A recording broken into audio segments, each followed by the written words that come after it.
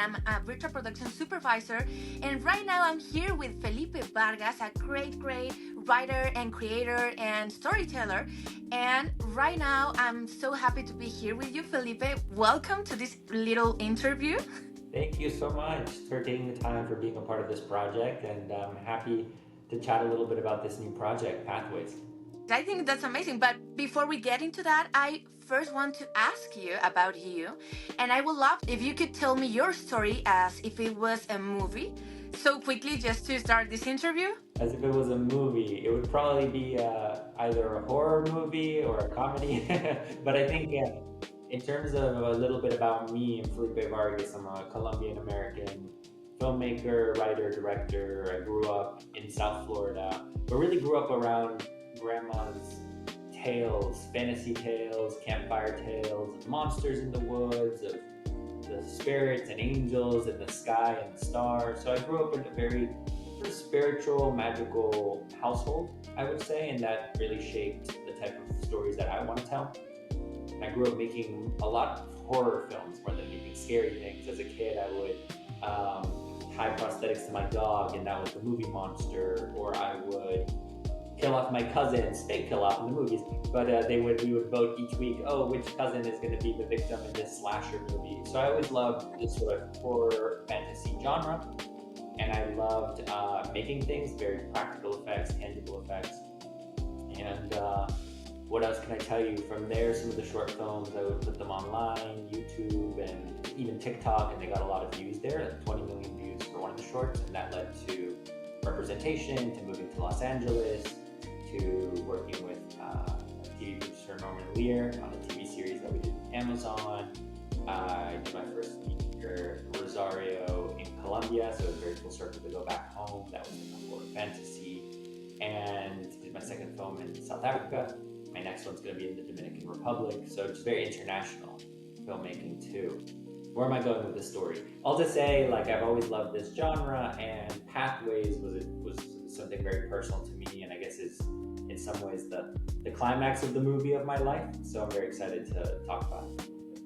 So, talking about that, I know Pathways. I know a little bit about actually the story as part of the team, but I want you to tell me more about this story. What inspired you to create Pathways? I hear that actually it's part of your life, but could you tell me more about it? Yeah, absolutely. So Pathways is filmed through the Entertainment Technology Center, which is an organization.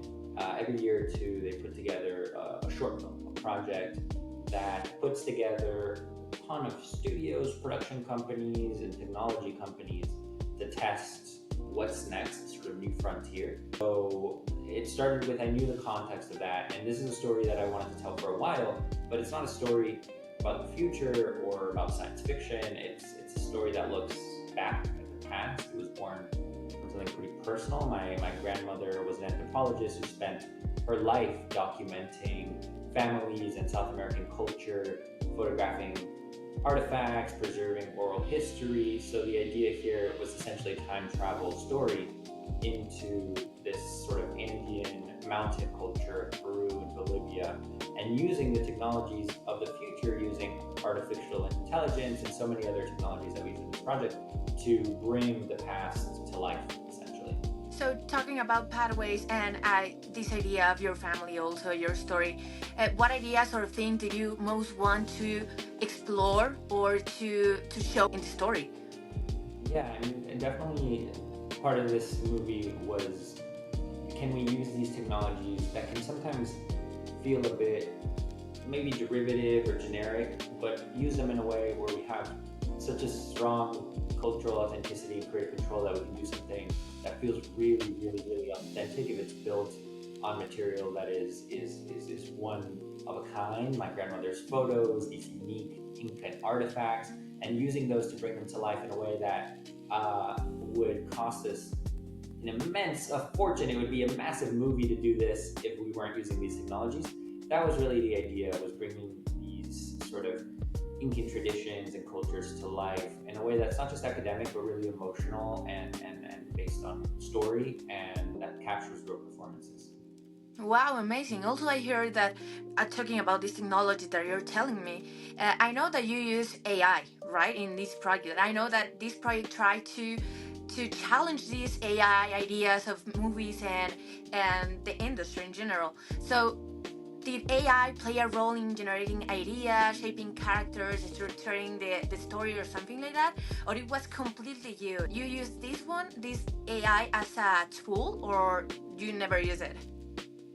Yeah, so artificial intelligence, it's a tool and it comes to play in a lot of different things, but we also had a massive team. It's funny, like you think, oh yeah, it's going to be less people, less creativity, but it's really the opposite. It took really a village to bring it to life. I think the tech team can get into some of the specifics of how we used it, but just generally, of course, visual development, ideating, we used it on top of Blender models to bring a certain texture and detail. We used it for backgrounds, we used it for the world, but we also combined it with live action filmmaking. We combined it with real actors, real performances, real costumes, real props. So it allowed us to really blend the best of both worlds and try to create something completely unique and bring these artifacts and these memories to life in a way that was really unique that traditional filmmaking maybe couldn't do. Yeah, for example, I know that also is a different compared to traditional production, right? I know that a lot of people know traditional production in the workflows, but this, I don't know, does this change the workflow for you of how it looks in your mind, in your imagination? Did it change? It changes everything because post production becomes pre production in some ways, where we're building these worlds that these actors are going to inhabit, but we can do it beforehand. So it's not too different from virtual production or a visual effects workflow where you're doing green screen, blue screen, entirely immersive generative settings. So it's similar to those projects in that it requires a lot of forethought. How's this world going to look? How's it going to feel?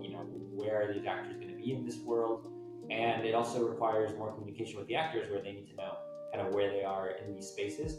But what really is amazing is anything you can dream of can become a reality, especially for a film of a very relatively small scale. I hope it's something that companies can then use and scale up to make things on a smaller budget. So it was really special what we were able to create and put together. And these worlds that we haven't really seen before in this way, these technologies really help bring it to life. I think it's a completely new experience for you, for different persons. Also, the actors, as you were telling, did you find that the actors approach to their roles differently because of the AI or this virtual production style? Yes and no. I think it's maybe more challenging for the actors, but at the same time, it also gives them a certain amount of freedom where we can change things later. Not so much performance, but the world around the performances. But at the end of the day, it's really story, it's characters, it's scene work. So really, the acting side of it, it's the same for our film. And my intention was never to replace the acting or the process. I think that's always going to be a huge part of filmmaking. It's so pivotal. And it was really more so, how do we build around them? I know that also is a lot of change in different departments, right? So I know that for actors it could be such a challenge, but also a responsibility to understand these new workflows. Also, in well, everyone needs to get used to this workflow, right? So how did AI change the dynamics with your departments? Because I know that you have this idea, and you guide them to get to that place that you dream, right? Yeah, and these things change so fast, but at least when we did the project, we tested everything. We were trying to push the boundary of, okay, how much can be generative but still have sort of a creative vision behind it. But we found that at the end of the day, props, costumes, it remains, if you're going to have real performances, you want to have real props, real costumes, real set dressing. All of that helps not only the performance, but I think that direct interaction with the actors, it feels much more real, I guess. So in terms of what we use the technology for, it was really more so assisting the visual effects, so assisting the worlds and the settings and the locations, as well as visual development and cutaways, inserts, those sort of things. I think generative technology is becoming better and better at. Yeah, right. AI is really, really wrong right now. But I know that this is also just a help to get you to that idea or to really, really get your story to the place you wanted. So looking back, what are the biggest lessons you're taking away from making pathways? And looking forward, how do you see the workflow like this, where AI plays such a role involving in the industry? I want to ask you that. Yeah, I think the big thing for me is I am much less afraid of it. You know, when you see this force and you think, oh, this is movies are going to be made like this, and you write a prompt and a movie gets made. And I found that that's really not the case at all. That this is, first of all, AI is not one thing; it's many, many things and many, many different uses. And I found that it really is a tool as a filmmaker, and there are certain things that it is helpful for, and there are certain things that it's not. But at the end of the day, you still need creative vision behind every department, behind every sort of intention. So I just feel like it's going to make things more accessible and affordable for young filmmakers, and I think it's really valuable. But of course, you need to go at it with the right intention and the right sort of approach and the right sort of thought process and crew structure that allows creativity and to be in the forefront and authenticity too. Yeah, sure. Because I think that's a bit the thing in here. Because I know there's a lot of ideas in the world, and you need to have this own sign, own authenticity, as you're saying. So, what to finish this interview? What could you say to take to the people or the artists that wants to create stories like the one you create, and how can you tell them to push the story or the dream?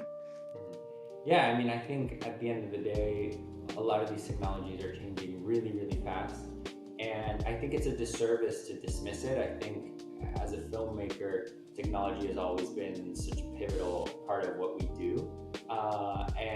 If I could go back to myself as a kid and use these technologies to build these worlds I had in the mind as an 8-year-old, 9-year-old, I think it would just be incredible. So I see it as something that we should all be thinking about, but also thinking about how we can use it in a way that preserves the creative process, and that the filmmaking informs where the technologies go and not the other way around, where the technology takes over the creative process. I think it should be us as filmmakers, as creatives, really taking the lead to define where we see this going and where it can actually be beneficial to us, and where it can make the whole process smoother and more creative, and allow us to focus on making great movies.